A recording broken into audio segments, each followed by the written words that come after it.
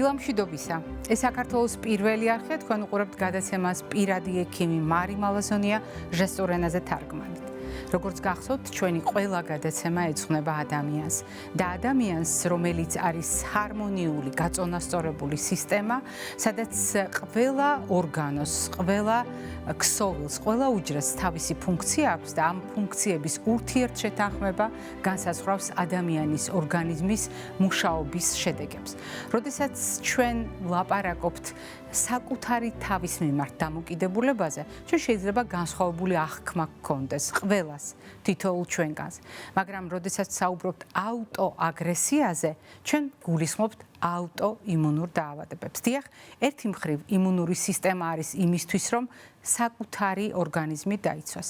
მაგრამ ხდება რაღაც ჩვენს ორგანიზმში ისეთი, რის გამოც ჩვენ საკუთარ თავს ვუპირისპირდებით, საკუთარ ქსოვილებს, საკუთარ სისტემებს და ასეთ შემთხვევაში ჩვენ ფაქტობრივად ვართ რეალობის წინაშე, როდესაც განვითარდა აუტოიმუნური დაავადება. დღეს აუტოიმუნური ართრიტის მსოფლიო დღეა და ამ თემასთან დაკავშირებით დღევანდელი ჩვენი გადაცემის სტუმარი გახლავთ ჩვენი გადაცემის მეგობარი, რომელიც გახლავთ თბილისის სახელმწიფო სამედიცინო უნივერსიტეტის ბავშვთა და მოზარდთა მედიცინის მიმართულების ხელმძღვანელი, ამავე უნივერსიტეტის პროფესორი, პედიატრი, ბავშვთა რევმატოლოგი, ქალბატონი თინათინ კუტუპიძე. დილამშვიდობისა, თიკა.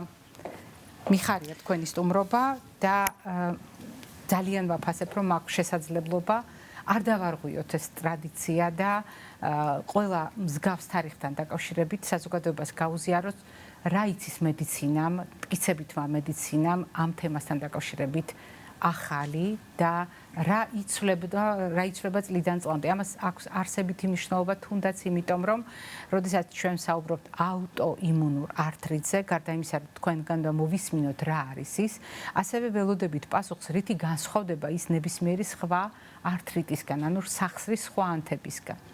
მოგესალმებით, მივესალმებით ჩვენს მაყურებელს და ძალიან დიდ მადლობას მოგიხდით იმისთვის, რომ აი ესეთი საინტერესო თემა დგას დღის წესრიგში. აუტოიმუნური დაავადებები, მოდი აქედან დავიწყებ, რომ რა არის აუტოიმუნური დაავადებები, იმისთვის, რომ მოვამზადოთ შესავალი აუტოიმუნური ართრიტებისათვის. აუტოიმუნური დაავადებები ეს არის ძალიან დიდი ჯგუფი დაავადებებისა, რომელიც აერთიანებს იმ ნოზოლოგიებს, რომელთაც თქვენ სწორედ აღნიშნეთ, აქვს ერთი საერთო რამ. ეს არის აუტოაგრესია საკუთარი უჯრედის, საკუთარი ქსოვილის, საკუთარი ორგანოების მიმართ.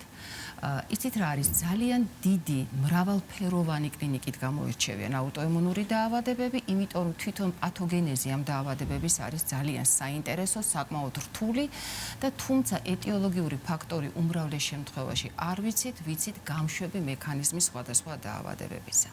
ანუ კიდევ ერთხელ გავმეორდები და ვიტყვი, რას ნიშნავს აუტოიმუნური, ეს როდესაც ჩვენმა საკუთარმა ორგანიზმმა გამოიმუშავა ანტისხეულები რაღაც გარკვეული უჯრედის, გარკვეული ქსოვილის თუ ორგანოს მიმართ და არსებობს კიდევაც ასეთი მცნება ორგანოსპეციფიური აუტოიმუნური დაავადებები. მოდით ესე ვთქვათ, რომ მედიცინა ვითარდება, ძალიან დიდი რაოდენობით ფუნდამენტალური კვლევები კეთდება, რომელიც მერე ჩვენ ყოველდღიურ პრაქტიკაში და კლინიკურ მუშაობაში დიდ დახმარებას გვიწევს. ჩვენთვის უკვე ცნობილი არის ის პათოგენეზური მექანიზმი, როგორ ვითარდება აუტოიმუნური დაავადებები. ჩვენ უკვე ვიცით ძალიან ბევრი რამ იმ აუტოანთებითი სუბსტრატების შესახებ, რომელსაც ჩვენ ვეძახით ციტოკინებს, სხვადასხვა სახელწოდების, სხვადასხვანაირი, ასე ვთქვათ, ფორმულირების, ეს არის ინტერლეიკინები, ეს არის TNF-ალფას, ანუ სიმსივნის მანეკროზირებელი ფაქტორი, ალფას მცნებად შემოვიდა მედიცინაში. ეს არის ის ანთებითი სუბსტრატები, რომლებიც გარკვეულ პირობებში გროვდება ორგანიზმში და რაღაც ერთი რომელიმე ორგანოს ან ორგანოთა სისტემის დაზიანებას იწვევს.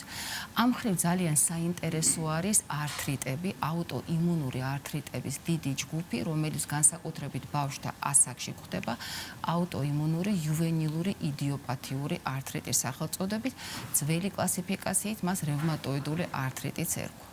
მოგახსენეთ კიდევაც, რომ ამ დაავადებას ძალიან მრავალფეროვანი გამოვლინება აქვს. საინტერესო არის იმის აღნიშვნაც, რომ თავისთავად აუტოიმუნური ართრიტი შეიძლება იყოს დამოუკიდებელი ნოზოლოგიაც, მაგრამ ასევე შესაძლებელია იყოს რომელიმე სხვა დაავადების გამოვლინებაც, როგორიც არის მაგალითად იგივე ნაწლავთა ანტებიტი დაავადებები, იგივე ცელიაკია და არის კიდევაც ესეთი არაერთი კლინიკური შემთხვევა, როდესაც სახსრის ანთებით, სახსრის ტკივილით მოდის პაციენტი ექიმთან, მაგრამ ამის უკან შეიძლება რაიმე სხვა აუტოიმუნური დაავადება იდგეს. აუტოიმუნური იუვენილური იდიოპათიური ართრიტი არის ჯგუფი დაავადებებისა. იუვენილური მას სწორედ იმიტომ ეწოდება, რომ მისი დებიუტი, ანუ პირველი კლინიკური ნიშნების გამოვლინება ხდება ხოლმე 16 წლის ასაკამდე, თუმცა ცალკეული ავტორთა მონაცემებით და ამერიკის პედიატრთა აკადემიის რეკომენდაციით ეხლა შესაძლებელია საუბარი იმაზე, რომ იუვენილური ვუწოდოთ ართრიტს, თუ მისი პირველი დებიუტი მოხდა 18 წლის ასაკამდეც. რაც უფრო ადრე ხდება ამ დაავადების გამოვლინება, დამოკიდებული არის რა მისი კლინიკური გამოვლინება სხვადასხვა ფაქტორებზე, ეს განაპირობებს ართრიტის მიმდინარეობის თავისებურებას, მის აგრესიას და გამოსავალსაც კი.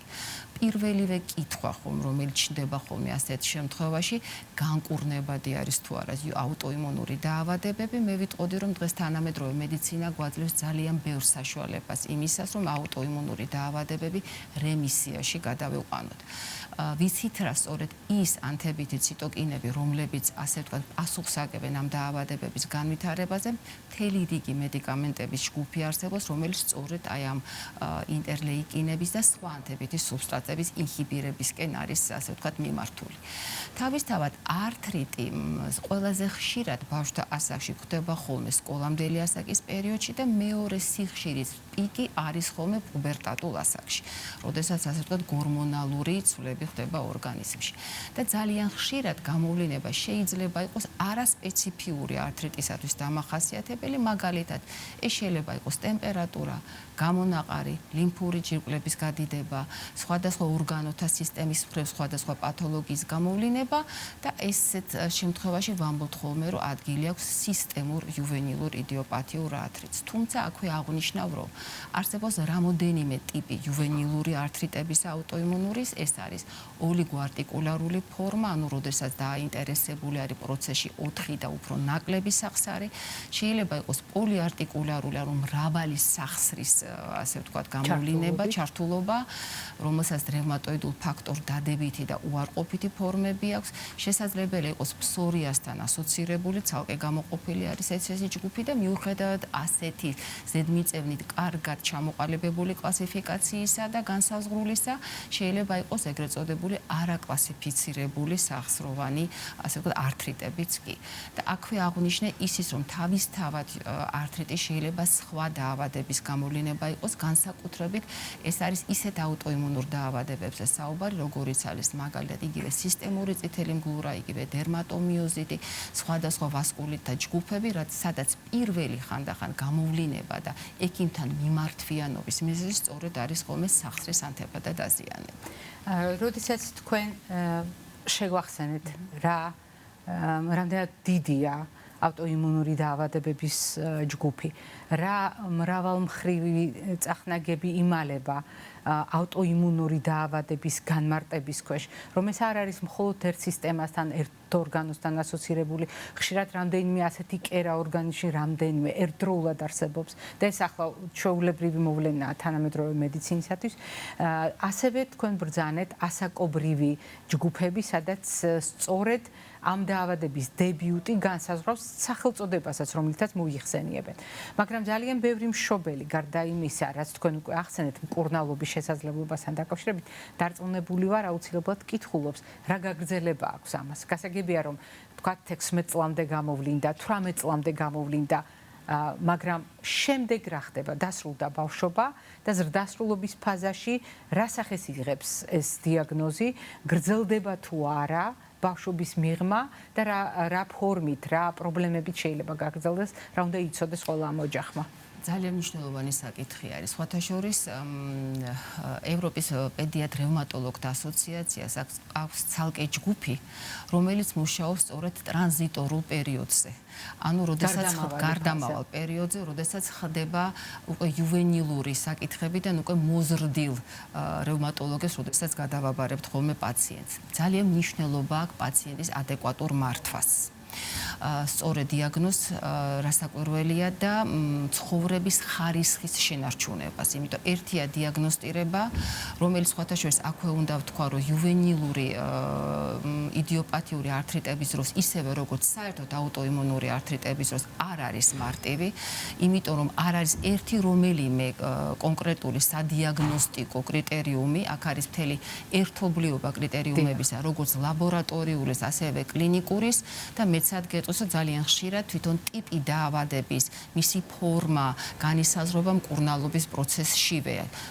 ამიტომ, როდესაც ხდება საუბარი იმაზე, რომ ეს არის აუტოიმუნური დაავადება, მაგალითად იუვენილური იდიოპათიური ართრიტის სახით, აქ ძალიან დიდი მნიშვნელობა აქვს, რას შევთავაზებთ პაციენტს. ცხოვრების წესი უნდა იყოს, ასე ვთქვათ, ადეკვატური, ბავშვს არ უნდა ჰქონდეს პრობლემა სოციალიზაციის, ანუ შესაბამისად უნდა შეუნარჩუნოთ ყველა ის აქტივობა, რომელსაც აქამდე აკეთებდა ხოლმე და თანამედროვე მედიცინა და ის საშუალებები, რომელიც ჩვენ ახლა ხელთ გვაქვს, სხვადასხვანაირი დაავადების მამოდიფიცირებელი პრეპარატების სახით, ამის ძალიან კარგ საშუალებას გვაძლევს, თუმცა აქვე არ უნდა დავიწყოთ აქტივობა სპორტული, ჯანსაღი და უკვე შემდგომ, როდესაც ბავშვი, ასე ვთქვათ, გადადის ამ ასაკიდან უკვე მოზრდილ ასაკში და შესაბამისად მოზრდილ რევმატოლოგები ზრუნავენ უკვე პაციენტზე, მათ ასე ვთქვათ, უკვე უნდა შემზადებული უნდა იყოს ბავშვი ამ პერიოდისათვის.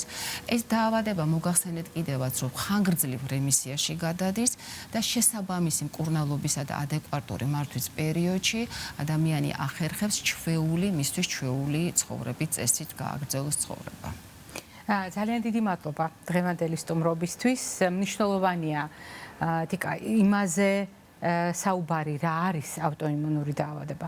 კიდევ უფრო მნიშვნელოვანია საზოგადოებაში შევახსენოთ ავტოიმუნური ართრიტის შესახებ, იმიტომ რომ ჩვენს გადაცემას აქვს შესაძლებლობა მოისმინოს პროფესიონალების აზრით, ამ შემთხვევაში თქვენი პოზიცია, რომელიც ეყრდნობა თანამედროვე მტკიცებით მედიცინას, სწორედ ამ დაავადებასთან დაკავშირებით, რაც ვიცით ახალი. მაგრამ კიდევ უფრო მნიშვნელოვანია ამ თემაზე ყურადღების გამახვილება, თუნდაც წელიწადში ერთხელ მაინც ამ თარიღთან დაკავშირებით იმისათვის, რომ გვახსოვდეს ეს პრობლემა და თუნდაც ისეთი უწყინარი ერთი შეხედვით ნაცნობი სიმპტომების დროს, როგორიც თქვენ წეხან ახსენეთ, ცხელება, დაბალი ტემპერატურა, დისკომფორტი, სახსრების მიდამოში ან ლიმფური კვანძების გადიდება მშობელმა არ დატოვოს უყურადღებოდ და ბავშვს აუცილებლად მიეცეს შესაძლებლობა მოხვდეს პროფესიონალთან, მიიღოს დიაგნოზი და შემდეგ სათანადო მკურნალობა. მაყურებელს შევახსენებთ, დღევანდელი ჩვენი გადაცემის სტუმარი გახდათ თბილისის სახელმწიფო სამედიცინო უნივერსიტეტის ბავშვთა და მოზარდთა მედიცინის მიმართულების ხელმძღვანელი, ამავე უნივერსიტეტის პროფესორი პედიატრი, რევმატოლოგი ქალბატონი თინათინ კუტუბიძე. მე არ გემშვიდობები, წინ გველოდება კვებითი შუქნიშანი.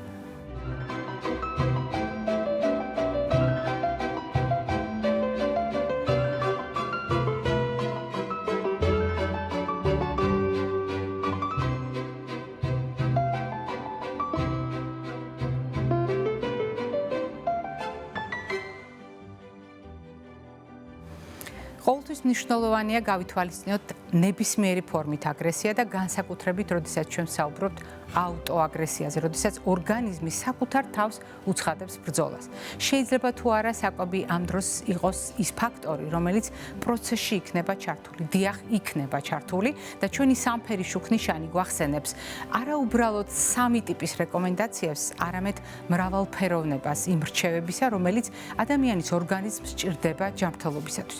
თუ ჩვენ საუბრობთ მაგალითად პრობლემებზე, რომელთა თავიდანაცილება შესაძლებელია, ან პრობლემებზე, რომელთა უკეთ მართვა კვებით შეგვიძლია, ჩვენ ასევე ვითვალისწინებთ კონკრეტულ საკვებ პროდუქტებს ან საკვებ ჯგუფებს, რომელთა გამოყენება ამ ამოცანების შესრულებაში გვეხმარება.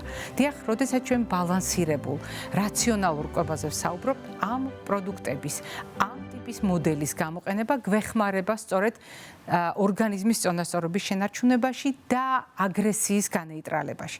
მაგრამ თუ ჩვენ ვლაპარაკობთ ისეთ უჩვეულო პროდუქტებზე, რომელიც არის ერთი საერთო ქოლგის ქვეშ პროცესირებული მოქცეული, მაშინ ჩვენ საუბრობთ მაღალ რისკებზე. რა მაქვს მხედველობაში? მხედველობაში მაქვს შეცვლილი, გარდაქმნის პროცესში გადაკეთებული ნივთიერებები და ეს ნივთიერებები უჩვეულოა ჩვენი ორგანიზმისათვის. ძალიან ბევრი თქვენგანი მეკითხება ხოლმე. განა მცენარეული ცხიმი არ არის სასარგებლო? მაშინ რატომ ვახსენებ მცენარეულ კარაქს, როგორც არასასარგებლო პროდუქტს? ან რატომ საუბრობთ მარგარინის სისტემატური გამოყენების რისკებზე? მარტივი მიზეზის გამოდიახ, მცენარეული ცხიმი ძალიან სასარგებლოა. მცენარეული ცხიმი არის გაუჯერებელი ცხიმი და სწორედ ეს არის მისი ღირსება. მაგრამ მაშინ, როდესაც ჩვენ ვიწყებთ ამ ცხიმების ხელოვნურად გამყარებას, გაუჯერებელი ბმების ხელოვნურად გაჯერებას, ჩვენ ვიღებთ სრულიად ახალ პროდუქტს. ჩვენ ვიღებთ ჩვენი ორგანიზმისათვის უჩვეულო პროდუქტს, რომელშიც მთავარი დამნაშავე არის ეგრეთ წოდებული ტრანსცხიმები. დიახ, თვითონ მოლეკულები ისე იცვლის ფორმას, რომ მისი გაშიფრა, ამოცნობა ორგანიზმისთვის უჩვეულოა. ორგანიზმს შეუძლია წაიკითხოს, შეიმეცნოს, შეითვისოს და მოინელოს მცენარეული ცხიმები გაუჯერებელი. შეუძლია შეითვისოს, მოინელოს, გამოიყენოს ცხოველური ცხიმები გაჯერებული.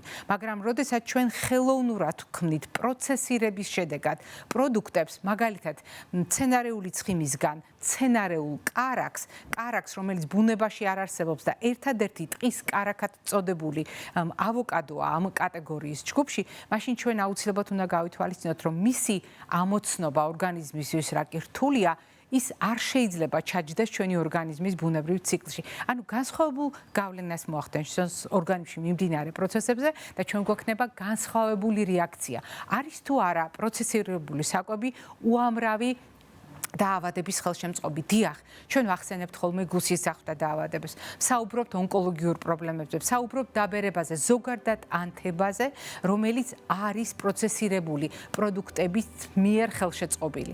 მაგრამ თუ ჩვენ საუბრობთ ავტოაგრესიაზე, აღმოჩნდა, რომ ყველაზე ხშირად ბრალდებულ პროდუქტთა შორის სწორედ პროცესირებული საკვებია დასახელებული. სწორედ პროცესირებულ საკვებს შეუძლია ბიძგიმისას ავტოაგრესიას, ხელი შეუწყოს ავტოაგრესიას, არა იმიტომ, რომ ავტოაგრესიის მიზეზია, ავტოიმუნური დაავადებების მიზეზია, ის ხელშემწყობია, ის შეიძლება გამშვებიც აღმოჩნდეს და ძალიან ხშირად ამძიმებს დაავადების მიმდინარეობას. ამიტომ მარტივი გამოსავალია თავიდან ავიცილოთ პროცესირებული საკვების გამოყენება, ან თუ ვიყენებთ, მინიმუმამდე შევამციროთ მისი გამოყენება. განსაკუთრებით ისეთი პროდუქტების, რომელსაც ულტრა პროცესირებული, ანუ უკიდურესად პროცესირებული ჰქვია. მაგალითად, მიკროტალღულ ღუმელში გასათბობად შეგდებული გაყინული პიცა. ერთ-ერთი წარმომადგენელია ამ განსაკუთრებით სახიფათო ჯგუფიდან. ეს იყო დღევანდელი ჩემი რეკომენდაციები. მე გემშვიდობებით, ჯანმრთელობას და დღესდღეობას გისურვებთ.